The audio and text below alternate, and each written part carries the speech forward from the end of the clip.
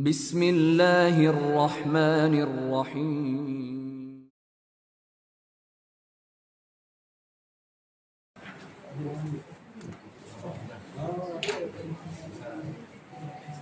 Kita bersyukur kerana boleh meneruskan pengajian kita. InsyaAllah semoga Allah memberi taufik untuk kita beramal dengan ayat-ayat Allah Subhanahu Wa Taala apabila kita baca ayat-ayatnya, insyaAllah. Malam ni ayat yang ke-17 patut kan? Kita baca dulu ayat 16 kan? Muka surat 51. 52 ayat yang ke-16. Surah Al-Imran.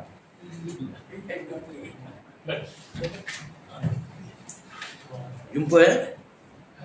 Ayat 16, allazina yaqulun.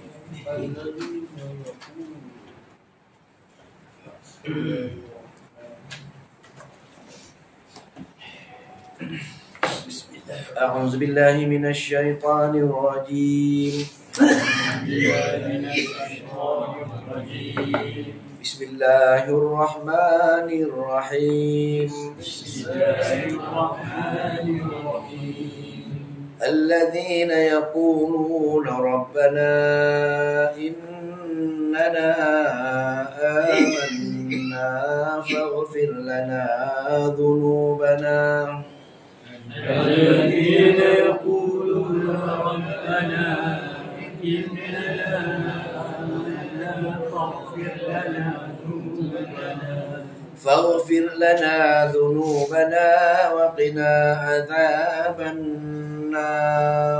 فاغفر لنا ذنوبنا وقنا عذاب النار. الصابرين والصادقين والقانتين والمنفقين. الصابرين والصادقين والقانتين والمنفقين والمستغفرين بالأسحار. والمنفقين والمستغفرين بالأسحار. شهد الله أنه لا إله إلا هو والملائكة وأولو العلم. شهد الله أنه لا إله إلا هو والملائكة وأولو العلم قائما بالقسط. وأولو العلم قائما بالقسط. لا إله إلا هو العزيز الحكيم. لا إله إلا هو العزيز الحكيم. Alhamdulillah. Minggu sebelum ni kita dah tengok dah bagaimana apabila manusia diutuskan di dunia, maka mereka diuji oleh Allah Subhanahu Wa Taala dengan mengurniakan nafsu. Yakni zuyyina linnas, diperindahkan untuk manusia dengan dunia ini oleh nafsu. Maknanya nafsu kita ini akan tarik kita dengan suka dengan dunia. Tengok dunia lah dengan berbagai-bagai perkara, dengan hartanya, dengan mah peraknya, dengan syahwatnya, dengan kebun-kebunnya, berbagai-bagai cara. Maka itulah tarikan nafsu. Memang Allah buat macam tu untuk menguji kita supaya berjaga-jaga atas dunia dengan menggunakan akal. Kerana dalam masa yang sama Allah bagi akal. Untuk apa? Untuk ikhtiar. Akal berkembar dengan nafsu. Akal yang bagus, akal yang sempurna ialah akal yang menggunakannya untuk mempelajari wahyu. Kerana dalam masa yang sama, bila Allah anugerahkan akal, Allah letakkan nafsu, dalam masa yang sama Allah buat peraturan syariat. Yang ini peraturan syariat dibukukan dalam kitab Al-Quran. Jadi mana-mana akal yang sempurna akan menggunakan wahyu tadi untuk jaga nafsu tadi. Kalau nafsu nampak akal Al-Quran, akal yang faham Quran, akal yang beriman dengan Al-Quran, akal yang tahu Al-Quran. Bila nafsu tu tarik ke dunia sikit, tarik perkara-perkara maksiat sikit, maka tugas akal break. Akal macam break. Dia akan break nafsu tu, jaga-jaga sikit, jangan kuat sangat, jangan laju sangat. Itu tugas akal. Tapi akal yang sempurna. Tapi kalau akal tidak ada wahyu, maka tak ada break dia tu. Dia suka dengan, dia akan biarkan. Kalau jatuh gaung lah. Itu break house. Break house. Break yang house nyanyi kita. Nyanyi. Itulah yang minggu lepas. Di mana bila dah itu kehidupan dunia, Allah bagi akal untuk ikhtiar. Allah bagi nafsu utarik kita ke arah dunia ni. Dan dalam masa sama Allah buat peraturan dengan wahyunya supaya akal tadi menggunakan wahyu untuk jaga nafsu supaya tidak terlanjur dalam kehidupan dunia ada batas-batas nafsu. Nak berjaya nak ikut hawa nafsu bila mana? Bila mana? Akhirat nanti. Akhirat Allah bagi bebas nafsu. Nak rasa apa, nak minum apa, habis semua boleh guna di akhirat. Tidak ada sekatan dalam nafsu. Akal pun akal yang sempurna dah. Tak perlu fikir panjang-panjang dah. Nak guna, nak nikmat, nak apa-apa. Enjoy lah di syurga nanti. Dunia tak boleh. Akal digunakan untuk semak nafsu dengan menggunakan wahyu tadi. Atas faktor itulah ayat terakhir minggu lepas Allah buat perumpamaan. Apa dia? Wahai Muhammad, bagi tahu umat kamu, adakah bagi tahu dia, nak tahukah ada apa satu benda yang lebih baik daripada perkara-perkara yang nafsu kamu suka di dunia ini? Qul a'unabbi'ukum bi khairin min dzalikum. Maukah supaya aku khabarkan kepada kamu semua benda lebih baik daripada perkara-perkara itu semua yang kamu rasa nikmat, yang kamu rasa suka sangat tu? Perkara yang paling baik ialah di hari akhirat, yakni syurga Allah. Tapi nak capai syurga Allah, lilladzina taqaw. Hendaklah bertakwa. Takwa, takut dengan Allah, jaga hukum Allah. Bagaimana takut dengan Allah? Bagaimana nak jaga hukum Allah? Hanya wahyu je. Dalam wahyu Allah jelas dah. Ancaman aku, kabar gembira yang aku buatkan, itu benar-benar yang kita perlu. Tengok ni barulah kita boleh takut dengan Allah dan kita jaga hukum dia. Nak sangat pergi syurga dia, takut sangat neraka dia, itulah dipanggil takwa tadi. Takwa rujuk pada akal yang rujuk pada Al-Quran tadi. Maka Allah kata jannatun tajri min tahtihal anhar khalidina fiha wa azwajun mutahharatu wa ridwanun minallah. Bagi sifat-sifat syurga dengan bangunannya, dengan suasana semula jadinya, dengan bidadarinya dan berbagai-bagai cara. Itu yang minggu lepas. Dan kita baca juga ayat 16 minggu lepas, tapi secara kasar saja. Dah penghujung malam, mengantuk sangat ketika itu lah. Mata dah pejam sangat dah ketika itu lah. Saya berstop lah ketika itu, ayat 16. Jadi ayat 16 yang kita baca sekejap tadi ialah doa. Ciri-ciri takwa. Ciri-ciri dan takwa. Untuk apa takwa? Untuk jadi ahli syurga. Maknanya ayat ini ialah ciri-ciri ahli syurga, ciri-ciri orang yang boleh memuaskan semua nafsu dia, yakni di syurga. Dunia tak boleh. Itu maksudnya. Maka wahai hamba, inilah ciri-ciri ahli syurga, yakni ciri-ciri orang yang bertakwa. Kalau boleh capai perkara ini, kamulah aku akan, insya-Allah aku pilih ke syurga aku. Maka kita bacalah ayat 16. Allazina yaqulu, iaitu orang takwa. Orang takwa ialah orang-orang yang yaquluna, mereka akan berkata, apa dia?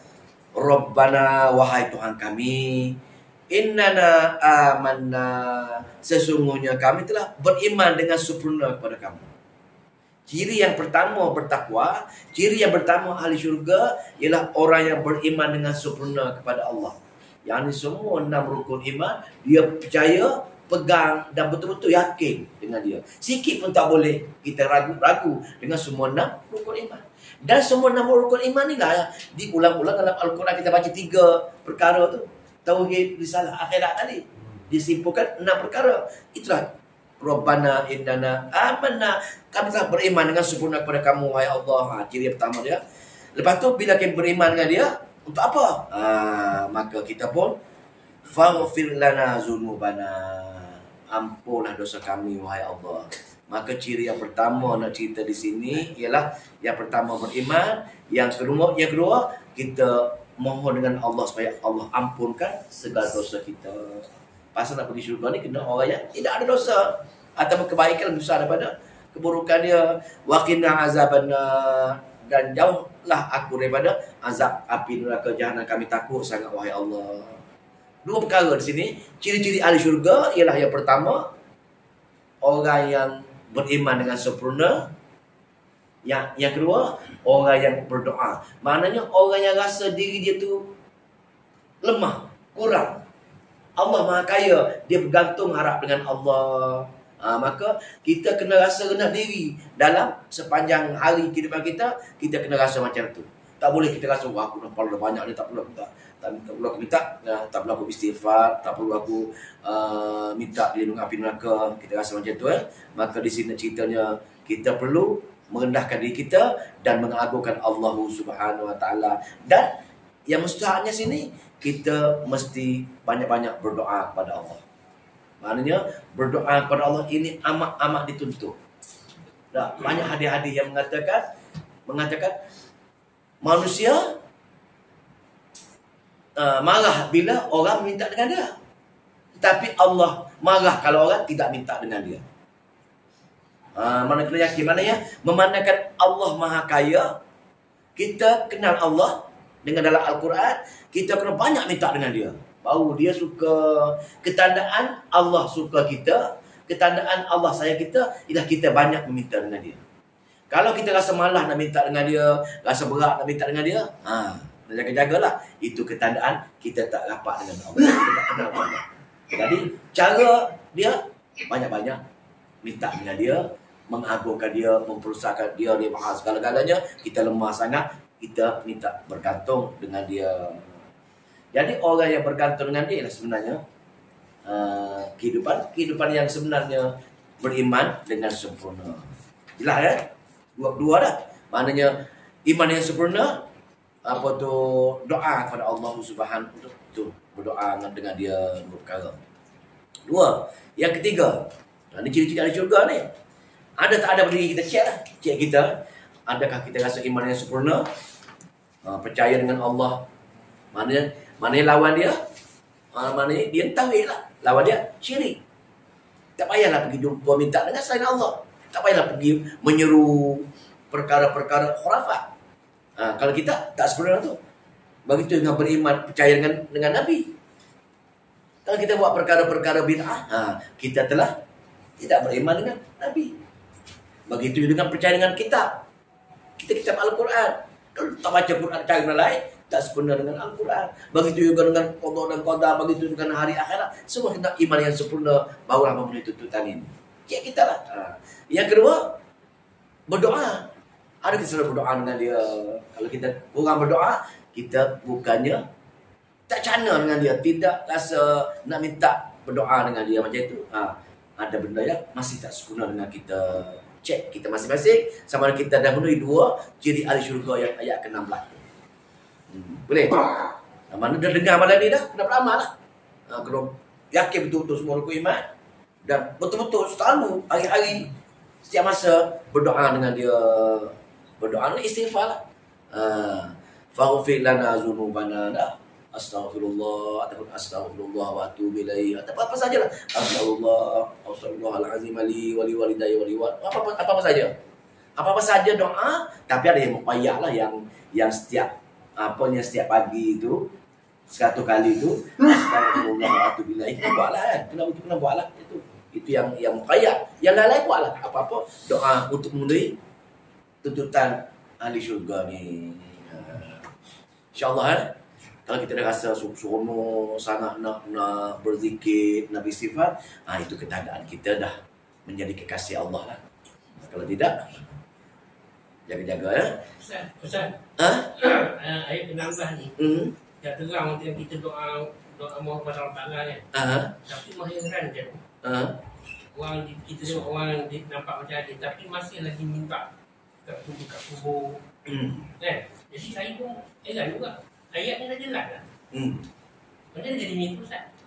Jadi macam itu kerana tidak sempurna lagi tadi. Kadang-kadang kita belajar benda yang salah. Yang kedua, kita terpengaruh dengan kawan korin kita tu, syaitan ni. Dia, nafsu kita, akal tak boleh break. Nafsu tadi. Jadi bila nafsu kita ni, bila dalam kehidupan seharian kita, kehidupan keharian kita ni begini je. Kehidupan seharian kita ada dua makhluk yang mendampingi kita. Kita ulang tahu iaitu makhluk pertama, malaikat. Makhluk yang kedua ialah syaitan. Korin lah, nama dua-dua korin. Korin ini, kau arah teman setia korin ini. Korin baik, korin jahat. Korin baik ialah malaikat. Korin jahat ialah syaitan. Jadi, kalau seandainya kita tadi, seandainya kehidupan kita ini, maknanya nafsu kita, akal tak boleh break dia. Nafsu kata, pergilah kubur sikit. Kalau pergi seru sekian-sekian buat khurafat itu, segala masalah diselesaikan. Segala hajat dikabulkan. Nafsu. Akal tak break. Pasal apa akal tak break? Akal tadi fail ketika tu. Break tak makan. Atau break haus. Pasal break dia tidak ada surah Ghafir ataupun surah Amin yang kita belajar. Tak boleh kita menyeru kepada selain Allah. Tidak ada break. Fad'u Allah mukhlisina lahu, dia tidak ada. Ataupun break iyyaka na'budu wa iyyaka nasta'in. Tidak ada kat situ. Maka bila tak ada macam itu, tidak boleh break untuk menahan dia pergi minta pada selain Allah. Pasal bagi dia tak apa. Nafsu pun pergi. Pasal apa? Pasal syaitan berjaya mempengaruhi, malaikat tidak ada. Tapi kalau malaikat ada tadi, dan dia roh dia tak ada roh Al-Quran, akan Al-Quran, dia, Al-Fatihah kata macam ni, surah bermula dengan Hamid kata macam ini, dakwah-dakwah Al-Quran pun la ilaha illallah, tidak ilah. Maka dia pun pegang, tak boleh. Kalau ada itu juga, kita telah terjumus kepada perkara-perkara syirik kepada Allah.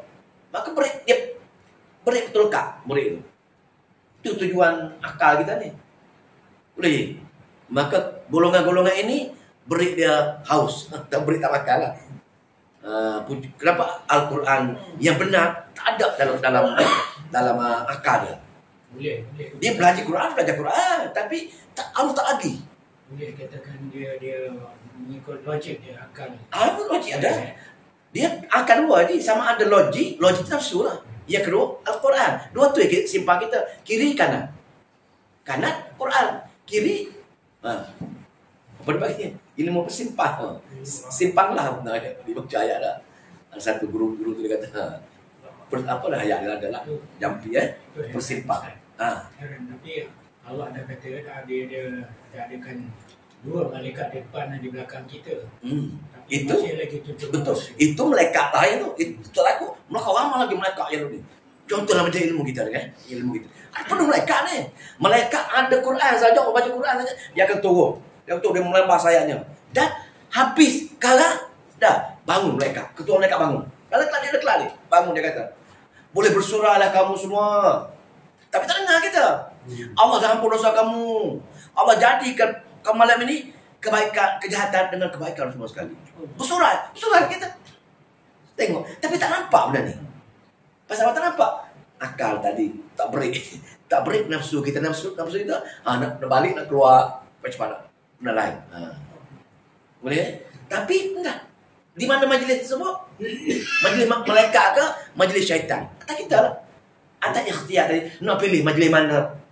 Atas nafsu kita tadi, Allah nak uji tadi. Dua perkara. Jelas kan? Maka kita dah datang ilmu macam ni, lain kali kalau kita rasa nafsu kita ni liar sikit, ingatlah. Akal tu, arah akal lah. Tengok ayat-ayat dalam Al-Quran tak boleh buat sekian. Dua, yang ketiga, as-sabirina. Ni amal ada ni. As-sabirina, apa dia? Sabar. Ciri yang ketiga untuk ahli syurga ialah kena ada sabar. Sabar ini apa dia? Sama ada kita sabar untuk mengikut taat kepada Allah. Suruhan Allah, kita tu pergi buat. Sabar untuk benda tadi. Setiap suruhan kita melaksanakan tu. Sabar untuk tidak melaksanakan dia. Susah macam mana, penat macam mana pun kita sabar. Pasal apa? Pasal kita nak taat kepada Allah Subhanahu Wa Taala. Sabar yang kedua, sabar untuk Halangan, larangan dia. Kalau dia ada larangan, bersabar untuk meninggalkan larangan tersebut. Pun sabar juga. Dia lebih kurang akal, break lah ni. Dia dekat sangat dengan akal tadi. Dia boleh break. Dia nak break taat, nak break apa tu larangan tadi. Yang ketiga, apa dia? Sabar untuk mengatasi segala ujian-ujian Allah. Sakit, kena gaul, kau tak ikhlas lah ni lah. Ada penat lah ni. Cucu pula bercuti hari minggu ni lah. Cucu bercuti, nak makan ramai-ramai. Tak payah pergi hati kelas, tak payah pergi solat berjumaah lah. Dah. Pasal apa? Ada benda sikit, kita tinggalkan. Dia tak boleh beri ketika tu. Tak sabar untuk taat kepada Allah Subhanahu Wa Taala. Betul, belum lagi sakit ke apa ke, kita tak sabar untuk perkara-perkara tersebut. Sabar. Jadi sabar ini maknanya nak test kita lah. Adakah kesabaran kita?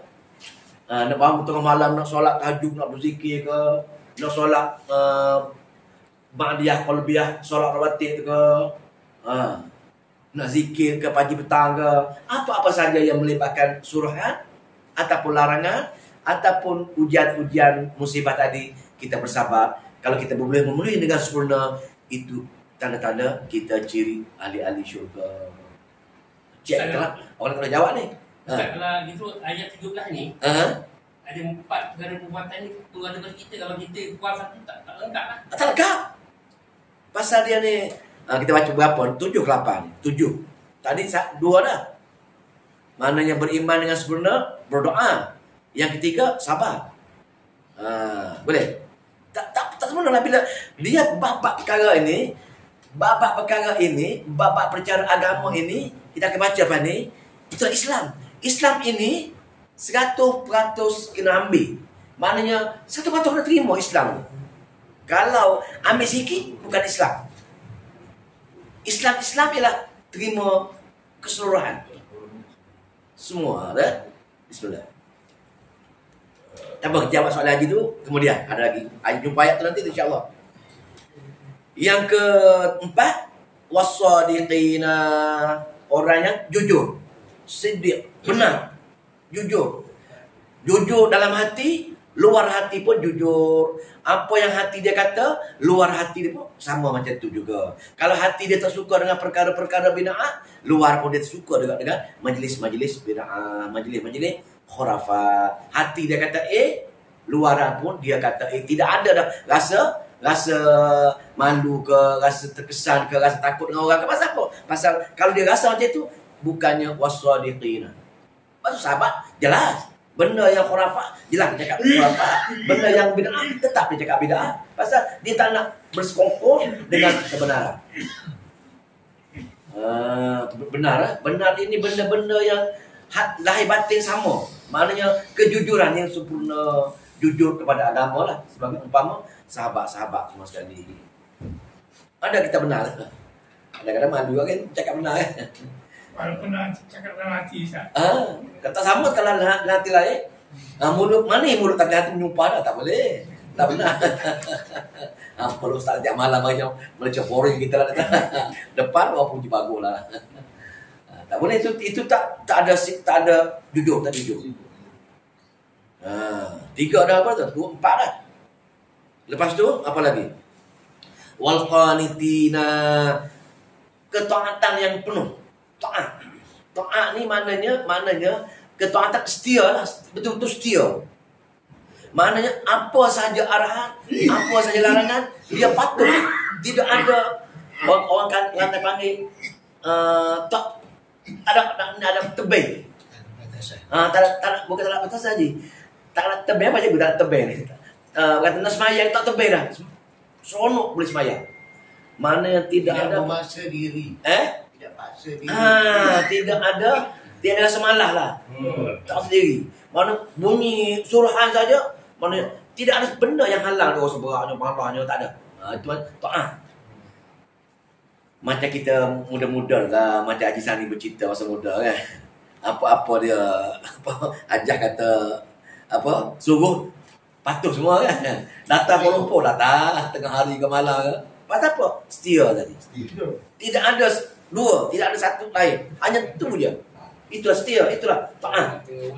Pasal kita betul, kalau kita yakin Allah kasih kita, Allah kita nak hamba dia, maka ketaatan tu kita tak boleh ada rasa malas, rasa jemu, rasa give up nak ikut suruhan dia, nak ikut larangan dia, buat larangan dia, rasa tak ada. Pasal ketaatan dengan dia, kita kenal dia. Kan taat itu taat. Kalau semalahnya solat tu receh lah. Maknanya ciri yang ke-5 tak sempurna. Ketaatan sebenarnya ni kita tak rasa, katakan seronok bila boleh melaksanakan suruhan dia, seronok sangat bila kita boleh meninggalkan larangan dia, dan kalau terlanjur itu bertaubat untuk perkara-perkara kejahatan yang kita ada. Itu ketandaan kita taat dengan dia. Taat 2, 3, 4, 5. Yang keenam, wal munfiqina. Kita baca dengan surah Al-Baqarah dulu. Orang-orang yang menginfakkan hartanya. Kita perlu jadikan ruang untuk peluang kita bagi jalan Allah itu sebagai apa? Sebagai faktor kita rasa syukurnya, hai Allah, ada surau nak bayar api, dia tak, aku tolong bayar, seronoknya. Ada macam tu. Seronok bila kita boleh berinfak. Baru sempurna. Payah Ini yang kalah ni. Dia ada 5,000. Bukan ni sama manusia. Semua orang sayang dengan harta, tidak ada orang sayang harta. Tapi tak ada. Bila bertempur dengan hak Allah tadi, sejauh mana kita bagi untuk Allah tadi. Kita belajar dah. Cuma kita tak yakin ya. Kata-kata Allah nak apa dulu? Nak gandakan setiap infak kita ni. Tak yakin tu. Tahu Allah kata gandakan 10 kali ataupun 700 kali. Tahu semua. Semua kita tahu. Tapi bila sampai dekat nak infak, kita rasa berat. Kita rasa habis duit ni. Tidak ada rasa nak tambah. Pasal apa? Akhirat tak nampak. Infak termasuk zakat lah. Dia termasuk kategori infak, wakaf, zakat. Termasuk kategori kita mengorbankan harta kita untuk fisabilillah, berjalan Allah. Maka kita kena ada benda itu. Ustaz, ya? banyak-banyak ujian. Saya rasa yang ni yang mencabar. Infak Infak ni memang mencabar. Infak apa dia? Infak harta kan? Harta. Itu nanti perlu uji infak nyawa lagi. Kau tengok. Bagaimana sahabat berebut nak pergi berjuang dalam perang, berebut nak pergi berperang. Pasal apa? Pasal dia nampak infak untuk Allah. Pasal dia nampak dunia ni sementara. Dunia nak ujian. Dunia ini hanya mata'ul hayat sementara je. Tapi kita tak nampak akhirat. Pasal apa? Syaitan rahmat dulu kita ni. Syaitan rahmat. Sekarang takut kejap nanti pasal syaitan ada belakang tu duduk menyorok belakang menyorokkan air teh. Kalau cikgu buat apa air pergi tepi tunggu tepi. Bila dia orang keluar dia kena suruh minum banyak-banyak ni. Suruh pazi minum banyak. Memang begitu. Tak ada sekejap. Lepas kita rasa takut, terasa isah sekejap. Keluarnya ni hilang balik. Datang balik. Itu masalah. Masalah apa? Benda-benda ni yang halang kita ni. Itu baru infak harta. Dan dalam ayat Quran Allah kata lah, harta kamu aku yang bagi, nak uji kamu je. Tapi tak nampak. Kita nampak harta kita, hasil kecakapan kita, hasil kita bekerja keras, hasil daripada kehebatan kepandaian kita, hasil harta pusaka kita. Semua kita sebab kita. Sikit pun tak nampak yang harta itu Allah yang bagi sebab dia uji kita. Tak nampak yang tu. Jadi kalau ada orang yang rasa boleh menjadikan seronok sangat, tapi jarang ada sekali sahabat yang dia rasa bila ada peluang boleh berinfak, gembira, seronok sangat. Pasal apa? Pasal dia telah berjaya bagi pada pinjaman kepada Allah Subhanahu Wa Taala. Kan ayat-ayat kita baca dulu, ayat kata aku pinjamkan kan. Aku nak pinjam, so kita tertarik, so kita bagi infak. Allah guna istilah pinjam. Pasal pinjam dia akan bayar. Sampai kata tu Allah suruh kita infak. Wal munfiqina, dan orang yang menginfak hartanya. Apa dah tu? Nah. Dan yang ketujuh, wal mustaghfirina bil ashab. Orang-orang yang istighfar di waktu sahur, waktu subuh, hampir subuh tu. Dalam hadis mengatakan di waktu 1/6 malam. Kalau 11 malam tu kita bagi ke 6, yang ke 6 tadi. Pukul berapa ni? Pukul 4, pukul 5 tu kan. Pukul 4 lah. Tarawih masa tarawih kan? Masa tarawih juga. Macam tu lah. Mana ketika tu orang syok tidur. Sebelum subuh lah. Sebelum subuh. Masa tarawih ni pun. Pasal ketika tu kita tak ada pandai pasal kita ini bangun sebelum subuh lagi dah. Orang yang bangun lewat ni dia cukup syok tidur ketika tu. Pukul 4, pukul 5, pukul 6 tu time orang seronok tidur. Kita tak apalah. Alhamdulillah kita ni tak boleh tak bangun ketika tu kan pasal kita dah ada jadual dia dah. Orang yang ni suka tidur Kita tu. terbiasa. Kita terbiasa. Terbiasa. Sebab setan bukan lipas lah. Tidur. Tidur. Pukul tu lah, pukul 4, pukul 5, satu malam. Mana je kata yang sini kenapa Allah suruh malam ini biasa orang sudah solat tahajud. Kan? Tahajud seawal malam sepertiga kan? Sepertiga tu polis malam tahajud. Selepas tahajud lah ni. Selepas habis tahajud tu kita kena beristighfar. Tengok ni. Tengok kenapa lepas ibadat kena beristighfar. Biasanya orang beristighfar ni selepas kita melakukan dosa. Mencuri ke mengumpat. Wahai Allah ampun dosa aku, tak ada aku mengumpat. Itu logiknya. Tiba-tiba Allah suruh. Bila lepas kamu buat ibadat, istighfar. Tengok. Maknanya Allah nak jaga. Wahai hamba, kamu solat, kamu buat apa pun, kalau aku tak terima, aku tak terima. Bergantung dengan aku lah wahai hamba. Pasal apa? Pasal bila kita beristighfar, selepas kita buat baik, itu keberkatan besar. Walaupun dapat, keberkatan pun dapat, tadi pun dapat, komplit. Yang tadi biasa, semua orang jahat dia, yang ada kesedaran, dia beristighfar, bertaubat, tak ada masalah apa. Tapi yang buat baik ni jarang beristighfar. Dia kira apa baik ni? Rasa dah terima aja. Dia rasa dia dah boleh semayang tahajud 2 malam tu al syurga dia. Dia rasa macam tu. Dia rasa alin aku ni. Lain tak bangun semayang 12 rakaat ni aku bangun. Dia rasa baru cuma 2 malam baru syurga lah dia kata. Lain macam jalan pun lah.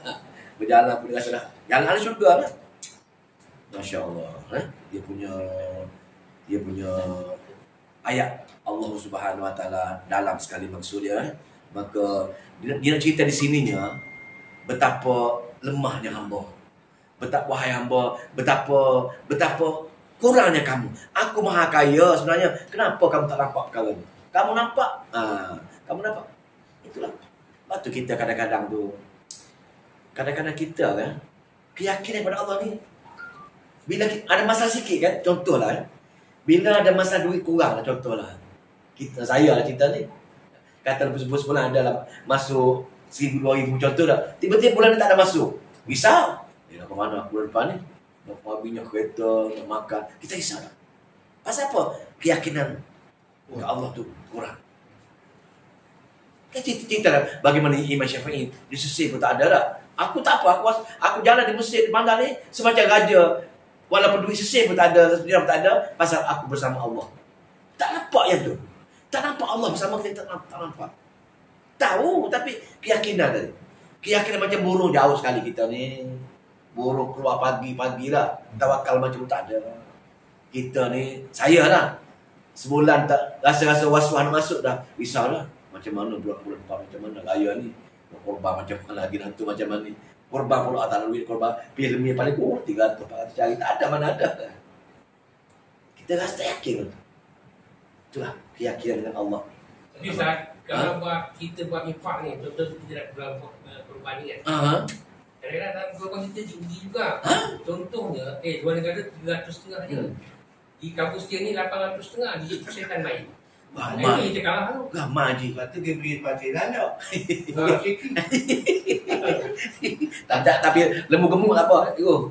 Lembu dia cari pilih lembu yang elok tak apa. Aku kurus tak? Aku kurus.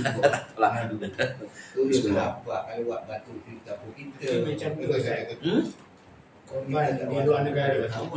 Macam mana itu berbagai-bagai kata sunnah takut. tu kan Saya takut nak bagi tak nampak, tapi benda-benda yang ialah pendapat kita ni ada juga pandangan mengatakan dia susah.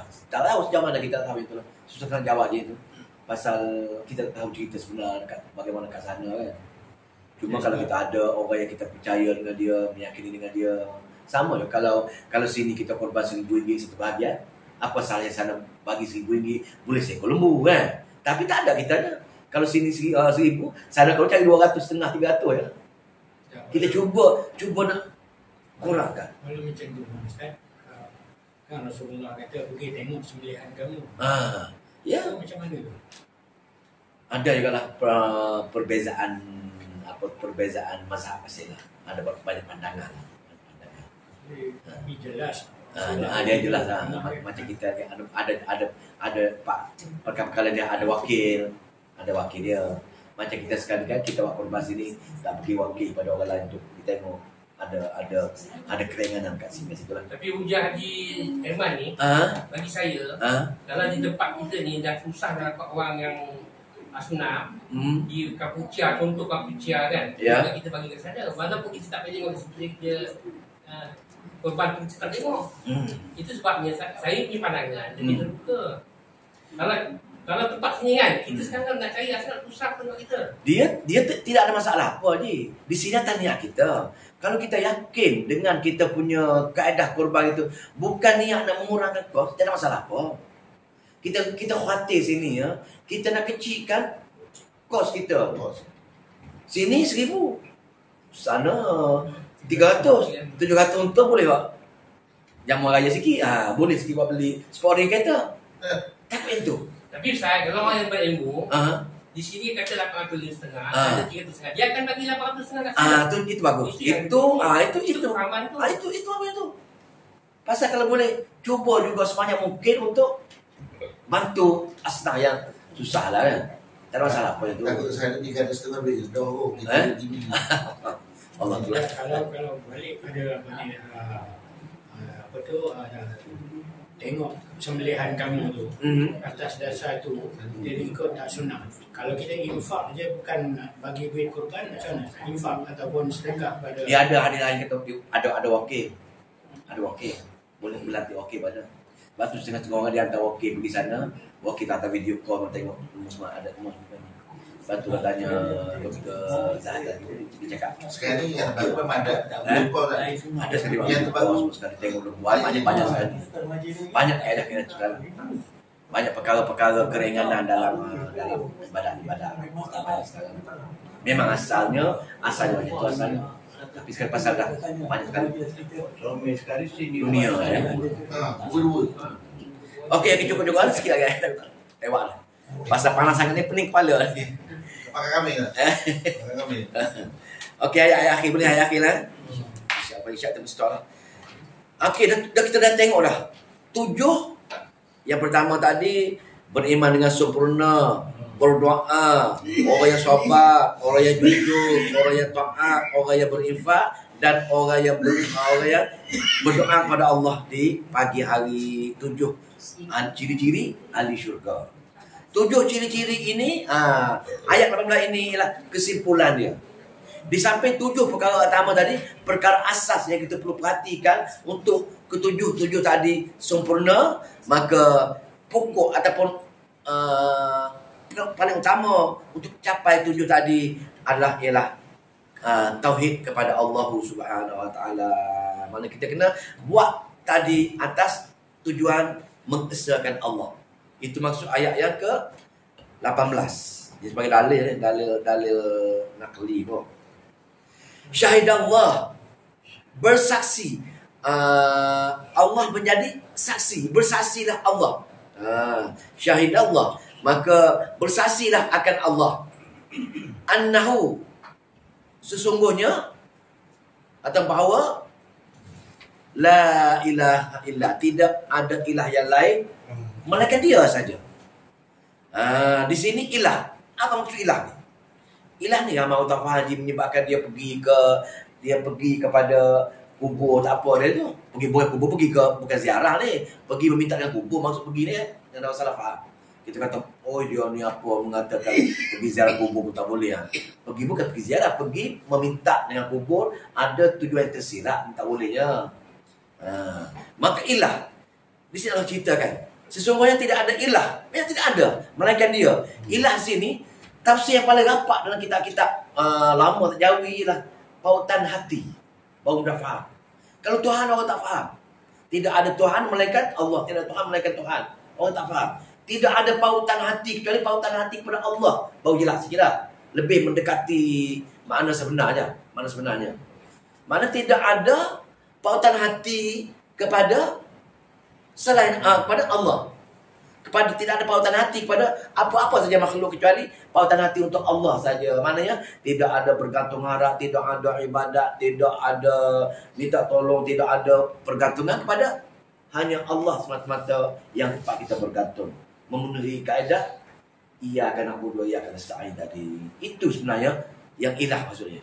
Maka Allah kata ini yang paling mustahil. Perkara-perkara 7 perkara tadi yang paling mustahilnya kamu perlu untuk aku saja, bukan pada selain aku. Aku bersaksi. Aku bersaksi tidak ada dah pautan hati kepada selain aku saja yang boleh menyelesaikan masalah kamu, yang boleh menyempurnakan hajat kamu. Hanya aku saja. Dia bersaksi sendiri. Allah menyaksikan hanya dia saja. Untuk kita dipanggil ahli naklin dan nukilkan dia saksi kita ini. Boleh? Melainkan dia saja. Allah bersaksi atas diri dia sendiri. Dia bersaksi atas diri dia sendiri untuk supaya nak bagi tahu Nabi, supaya Nabi yang tahu kita. Tengok ni. Allah bersaksi sendiri ni. Bukannya cara-cara ni.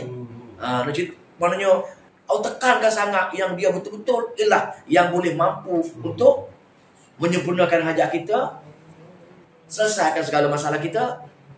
Bila kita minta dengan dia, bila kita beristighfar dengan dia boleh ampunkan segala dosa kita. Orang lain tak boleh. Itu maksud dia. Bila dengar ayat macam ni kan, benar sekali Allah. Benar sekali Allah. Memang hanya kamu saja yang untuk dibadahi. Betul-betul mintalah. Aku mau aku berdoa tu. Aku sekian-sekian ada masalah, sekian-sekian tolong. Itu tujuannya kita membenarkan perkara ini, kita ambil keberkatan Allah Subhanahu wa taala dalam berdoa ketika ini. Allah dia bersaksi. Lepas tu yang kedua, wal malaikah, dan malaikat pun sama, malaikat pun bersaksi juga sini. Tengok Allah bersaksi dan para malaikat pun bersaksi juga. Tengok nak ceritanya malaikat ini bersaksi. Siapa dia? Bersaksikan hanya Allah saja. Allah saja tempat ibadahi. Allah saja untuk kita minta ampun dosa. Allah saja yang subhanahu dipanggil apa tu? Bertasbih. Malaikat bertasbih. Semua sekali itu.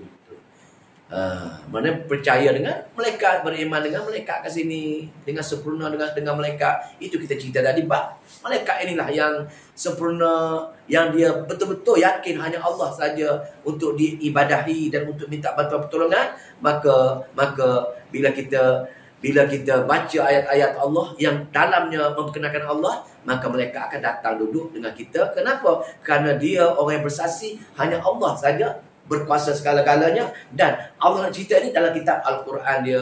Dan mereka pun buat turun Quran ini kepada Nabi supaya Nabi sebarkan kepada semua umat-umatnya kehebatan Al-Quran tersebut. Dan syahid Allah andahu ni dalam Al-Quran cerita bab ni. Hebatnya orang yang mengaji Quran kerana Allah menjadi saksi dalam Al-Quran dia yang hanya dia saja berkuasa segala sesuatu. Lepas tu wa ulul ilmi, dan ahli-ahli ilmu, orang yang alim, nabi-nabi, para wali-wali, para syekh, semua sekali, termasuk orang yang ada ilmu pun memang bersaksikan keesaan Allah dalam iyyaka na'budu wa iyyaka nasta'in, untuk ibadat dan untuk minta bantuan dan pertolongan hanya Allah saja juga kat sini. Boleh? Dan ketiga-tiga sini tujuan tadi ialah untuk apa? Ialah keesaan Allah tadi, bila untuk mencapai 7 perkara, 7 sifat tadi, sebenarnya 7 perkara tadi yang berpaksikan Allah yang paling esa tadi, iaitu untuk apa? Qa'iman bil qisti, maknanya untuk menegakkan keadilan. Maknanya Allah bagi sifat sekian-sekian, 7 ada sifat. Allah mensahkan kita tentang keesa dia supaya keadilan dapat ditunjukkan. Bila kita datang ke dunia ini, maka Allah buat akal, Allah buat bagi wahyu tadi, maka orang yang mengaji Quran, dalam Al-Quran ada cerita ciri-ciri sabar, ciri-ciri taat, ciri-ciri berzikir, semua ciri tadi dalam Al-Quran ada. Maka Al-Quran yang menegaskan tentang ciri-ciri ahli syurga tadi, itulah merupakan qaiman bil qist, maknanya menuju keadilan. Yang ni bila kita sabar dunia, ikut patuh arahan Allah dunia, maka Allah adil untuk bagi syurga kita bila kita pergi menemui Allah nanti. Kalau kita buat perkara tadi, maka Allah hukum kita adil. Bagi Allah kata tak ikut peraturan dia, adil. Patuh, aku bagi balasan. Tak patuh, aku hukum kamu. Itulah keadilan. Kalau orang tidak patuh pun hukum, tak adil. Dah. Orang bunuh seribu orang, takkan sama dengan hukuman orang bunuh seorang. Mesti akhirat nak bahaskan apa dosa bunuh 1000 orang, bagaimana dengan dosa bunuh seorang. Ada kadang-kadang bila mana di hari akhirat untuk wujud keadilan Allah Subhanahu Wa Taala. Betul, Allah Maha Adil. Nak bukti keadilan dia, apa-apa saja kita buat dunia ni akan dihisap di hari akhirat nanti. Itulah Imam bin Qisti ni, keadilan tadi. Maka la ilaha illa Allah, diulang sekali, penting sangat. Tidak ada pautan hati. Kalau adalah tidak ada pautan hati lah, jangan bergantunglah. Tidak ada duit sikit pun rasa dah kecewa, frah, nak bunuh diri, putus cinta, bunuh diri sekarang dah. Tak payah. Pasal apa? Pasal kita ada Allah. Dia Maha Bijaksana. Dia ada tujuan. Dia buat takdir atas kita tadi, percaya, beriman dengan Allah nak kata kat situ. Hanya dia saja. La ilaha illa, tidak ada pautan hati melainkan selain dia saja.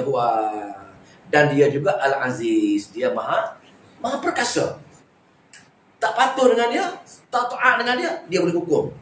Kamu tak boleh lawan dia. Kamu tak lari pada hukuman. Itulah perkasanya dia. Yang kedua, Al-Hakim. Dia maha bijaksana.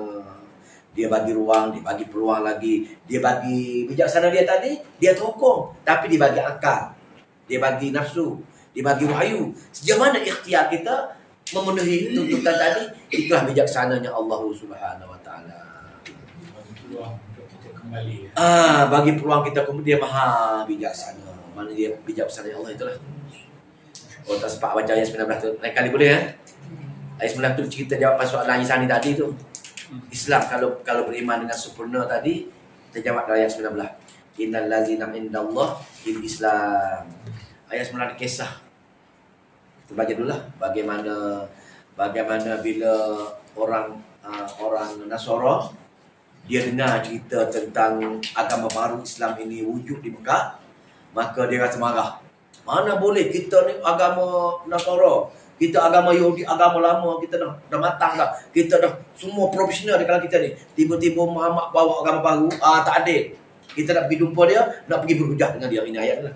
Maka dia orang Najran, orang Nasara datang ke Madinah, nak berbahar dengan Nabi, nak mengatakan Nabi salah, dia agama yang betul. Maka Allah jawab ayat 19. Kita baca dalam Yang 3 orang tu Yang 3 orang dia ramai 70 orang, 80 orang, berbagai-bagai itulah. Ramai datang lepas tu Nabi nak mubahlah.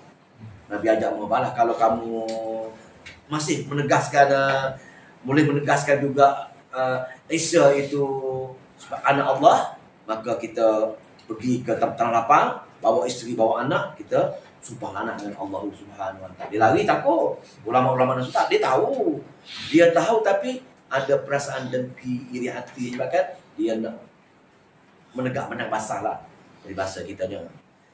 Kita baca insya-Allah lah. Boleh pasal malam ni dia punya panas sangat, dia punya apa? Dia punya bahang dia tu masuk kepala lah. Kuat dah, sejuk dah.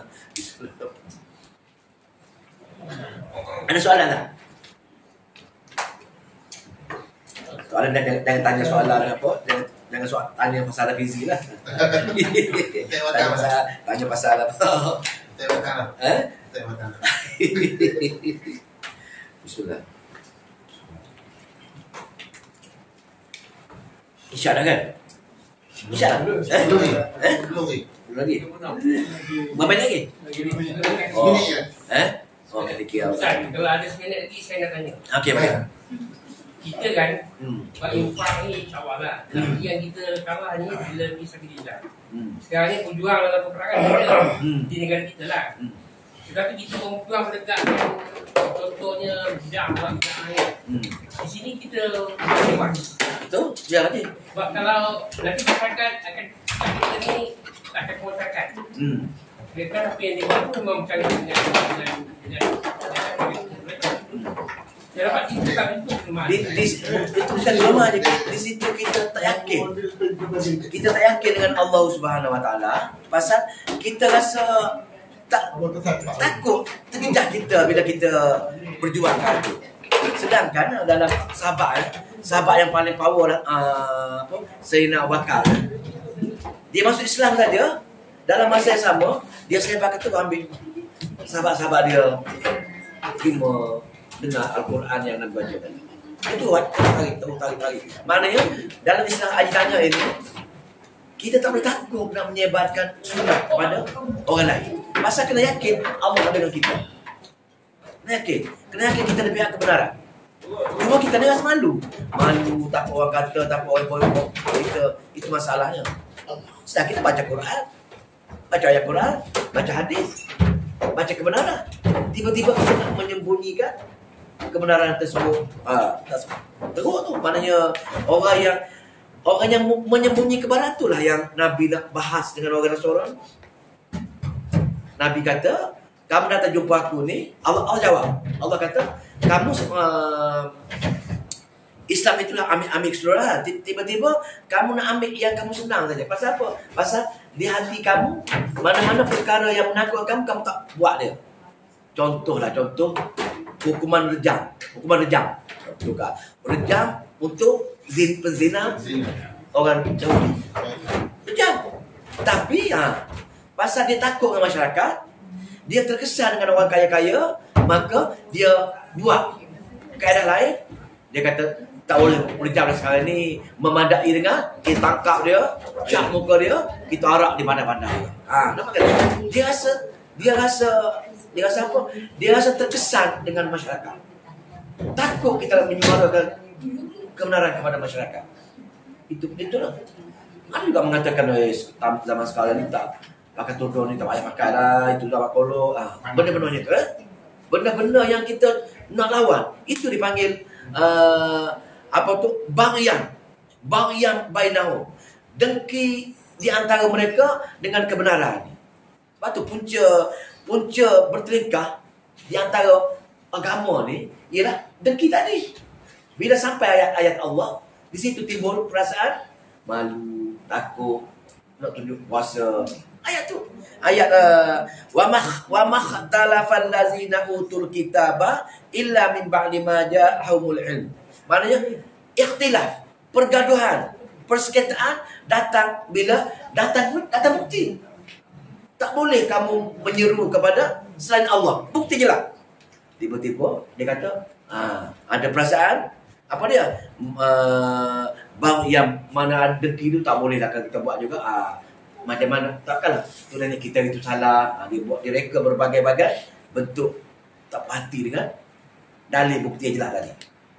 Maknanya persengketaan datang bila datang ilmu. Masa pun datang Islam, tak masalah apa. Orang Nasrani buat amal dia, orang Yahudi buat amal dia. Datang Islam baru pergaduhan Islam. Pasal dia rasa dia betul. Sama dengan orang Islam. Semasa semua kita buat bid'ah, tak masalah apa. Semua tak ada masalah. Pergi kubur, pergi buat tu, pergi buat khurafat. Mana ada masalah tengah tu. Pergi mandi safar. Dah. Apa lagi khurafat dulu? Macam-macam khurafat apa dulu. Tak bergaduh pun. Bila datang orang mengaji, datang ilmu Quran, datang ilmu hadis, tak boleh buat sekian-sekian. Tidak ada dalil bukti. Ketika itu timbul baghyan bainahum. Berdeki dia asalai kerana dia nak pertahankan ajaran dia tadi. Aku dah 40 tahun, 100 tahun tu nenek aku beramal. Takkan kamu bersalah? Sama. Orang Nasrani kata, "Woi, Muhammad," marah dia. "Kami dah jalan ke Nasrani ni berpuluh-puluh tahun, beratus-ratus tahun dah. Tiba-tiba kamu nak kata Nabi Isa bukan anak kami." Dengki tadi. Masing-masing nak mempertahankan. Datang hujah, dia nak pertahankan dia punya. Itu ayat Nabi tegur. Allah larang berani untuk cerita kebenaran Pasal punca pergaduhan ialah kerana datang dalil bukti. Mereka yang tak percaya dalil bukti tadi, mereka yang terpesong sebenarnya. Ya. Mana dia kata wa may yakfur bi ayatillah, sesiapa yang tak percaya dalil bukti tadi, maka itulah sebenarnya Allah hukum dia nanti. Maknanya tadi lah punca dia. Boleh je? Itu punca dia. Maknanya deki tadi. Deki semua ada. Semua ada. Deki kita rasa kita paling betul. Ini masalah kita ni. Amalan kita paling betul, kita paling baik, orang lain tak baik semua. Orang Melayu kita lah paling sempurna lah. Nak bandingkan dia orang tak ada apa-apa lah. Kita rasa agama hak kita. Tapi saya kalau tak tengok di belah barat orang Islam kan, tidak berlaku macam kita di Nusantara. Betul? Kan? Dia tanah Arab, di Yaman contohnya kan. Di Nusantara ni lebih teruk. Jadi saya tu ni kan, kenapa di Eropah orang Islam benda ni tak timbul pun. Yang pasal dia ni, dia terima Islam daripada agama yang baru diterima tu kan. Kita ni dulu kita kasih Islam dah, tapi amalan lain. Kita warisan. Warisan kita mewariskan. Kita warisan yang itulah warisan yang kita rasa betul. Rupa-rupanya tak betul. Kita seumpama Arab jahiliah. Arab jalan, dia warisan Nabi Ibrahim. Dia rasa sebab tu dia kata ajaran betul. Jadi bila masuk Nabi nak halal tu dia marah tadi. Dia kata Nabi yang murtad. Itu masalah dia. Bismillah. Alhamdulillah. Nasyaitanirrajim. Bismillahirrahmanirrahim. Allahumma salli wa sallim wa barik ala Muhammad. Allahumma faqihna fi din wa alimna ta'wil wa hdina ila sawa'i sabil. Allahumma fiqna lima tuhibbu wa tarda wa ja'ala akhiratana khairan minal ula. Radina billahi rabban wa bil islam dina wa bi Muhammadin nabiyyan wa rasulah. Allahumma ajal Qur'ana hujjatan lana ya arhamar rahimin wa la taj'al Qur'ana hujjatan alaina ya rabbal alamin. Rabbana atina fid dunya hasanah wa fil akhirati hasanah wa qina adzabannar. Assalamualaikum warahmatullahi wabarakatuh.